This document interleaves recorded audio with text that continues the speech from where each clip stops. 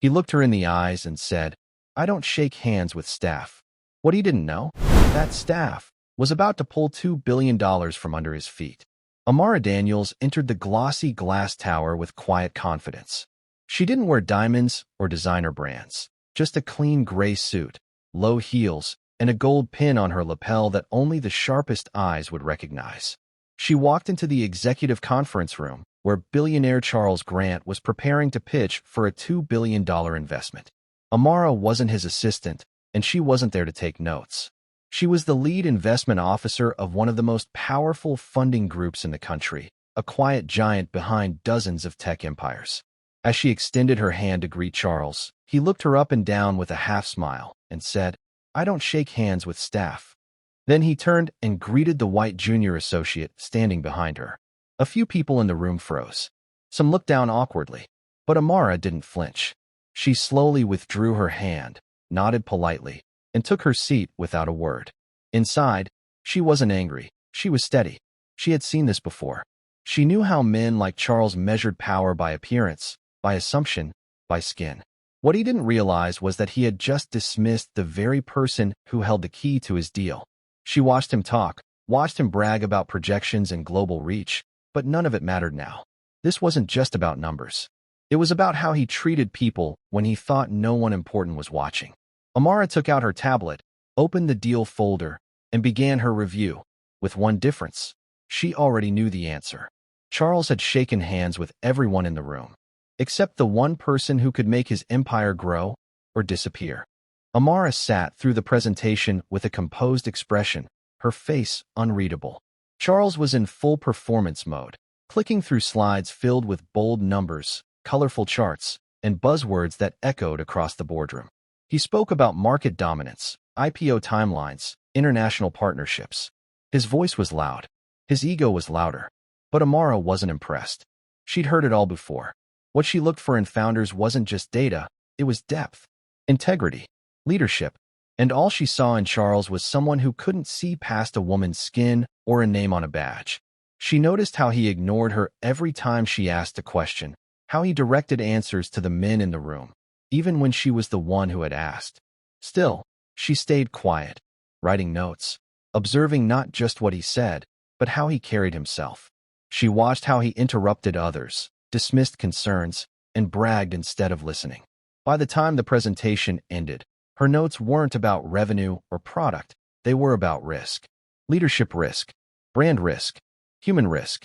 When the room finally fell silent, Charles leaned back in his chair, smiling proudly, as if the deal was already done. But Amara simply closed her tablet and stood up. "Thank you for your time," she said calmly. Charles barely nodded, already turning to shake hands with someone else. And just like that, the meeting was over. No one in that room realized what had just happened. But Amara had made her decision, not out of emotion, but out of experience. She didn't need to raise her voice or prove her worth.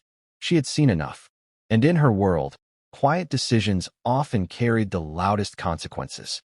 Back at her office, Amara walked into the boardroom where a few senior partners from the fund were waiting. She didn't bring slides or a presentation. She didn't need to. These people trusted her judgment. They always had. She sat down, folded her hands, and spoke clearly. "I've reviewed the pitch. The numbers are solid, but I'm recommending we walk away. It's not the business. It's the leadership." The room went quiet. No one questioned her. They knew Amara didn't make decisions lightly. She explained what she saw, not just arrogance, but a culture built on ego. A man who couldn't respect people unless they looked like him. A tone-deaf leadership style that would be a liability down the line.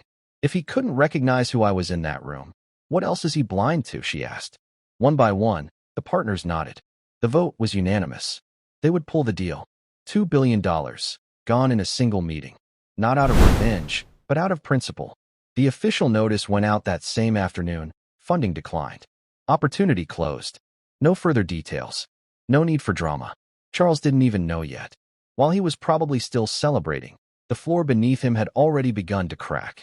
Amara didn't smile, didn't gloat. She just returned to her desk, opened the next file, and kept going. Because this wasn't personal, it was business. But it was also a reminder. In the world Amara worked in, power didn't need to speak loudly. Sometimes it moved quietly, efficiently, with purpose. And by the time people noticed what had happened, it was already too late. Charles had walked past a handshake and lost everything it was holding. Charles didn't find out about the pulled investment until 3 days later. He was boarding a private jet when his assistant handed him the email. It was brief, no explanation, no follow-up, just one cold line. Funding declined. Terms withdrawn. At first, he thought it was a mistake. He called the fund directly, demanded answers, but no one picked up. His emails went unanswered. When he finally reached someone on the phone, all they said was, "The decision is final." That was it. Charles was stunned. The $2 billion deal he had already announced, already counted on, already used to charm future investors, was gone.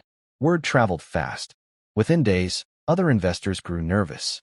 Competitors smelled weakness. Some insiders started whispering about what had really happened in that boardroom. People began connecting the dots about the woman he had ignored, the one he assumed was staff. Rumors spread that she had made the call, and suddenly, everyone remembered her name, Amara Daniels. The woman Charles hadn't thought twice about was now the center of every closed-door conversation.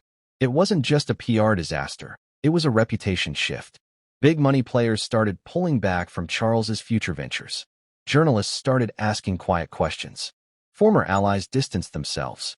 For a man used to controlling every room he walked into, this silence was suffocating. And the worst part? He couldn't fight it. Because no one was publicly attacking him, he had done it to himself. Disrespect doesn't always explode. Sometimes it just echoes. And now, everywhere he turned, Charles could feel it. That moment he dismissed someone who held the keys. He thought she was just staff. But that moment at the handshake?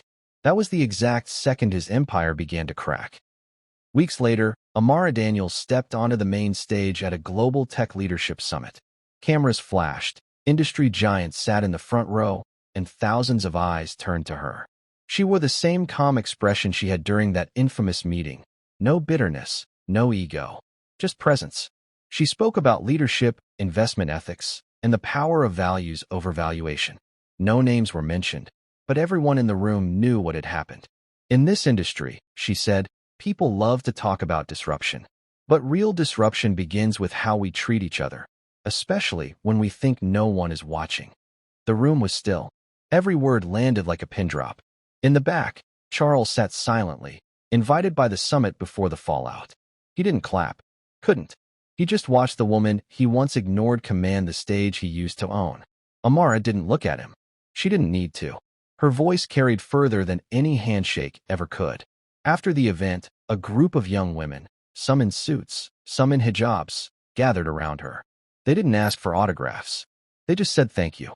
Because they saw in her what so many had been waiting to see for years. A woman who didn't just make space. She protected it. Amara later declined 3 TV interviews and went straight back to work. She didn't want fame. She wanted change. And quietly, she started building a new fund, one that would back leaders others might overlook. People of color, women, immigrants, dreamers. She knew the world wouldn't change overnight, but it had already begun. Because of one moment, one room, and one decision. When he refused to shake her hand, he thought she was beneath him. But Amara wasn't reaching for his approval. She was offering him a chance. One he never got back.